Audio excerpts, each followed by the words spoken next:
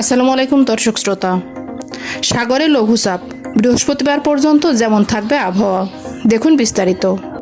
মৌসুমের স্বাভাবিক লঘুচাপ দক্ষিণ বঙ্গোপসাগরে অবস্থান করছে বলে জানিয়েছে আবহাওয়া অধিদপ্তর। বুধবার সকালে আবহাওয়ার পূর্বাভাসে এ তথ্য জানানো হয়। এতে আরও বলা হয়, বুধবার থেকে বৃহস্পতিবার পর্যন্ত অস্থায়ীভাবে আংশিক মেঘলা আকাশ সহ সারা দেশের আবহাওয়া শুষ্ক থাকতে পারে। প্রিয় দর্শক, আমার এই ভিডিওটি যদি আপনার ভালো লেগে থাকে তাহলে লাইক, কমেন্ট ও শেয়ার করতে ভুলবেন না।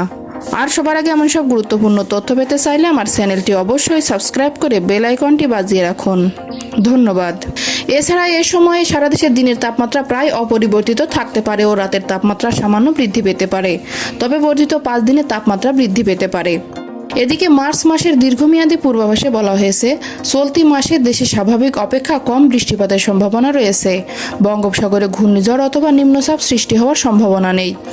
এছাড়া মাসব্যাপী দিন ও রাতের তাপমাত্রা ক্রমান্বয়ে বৃদ্ধি পাবে। দিন ও রাতের তাপমাত্রা স্বাভাবিক অপেক্ষা বেশি থাকতে পারে।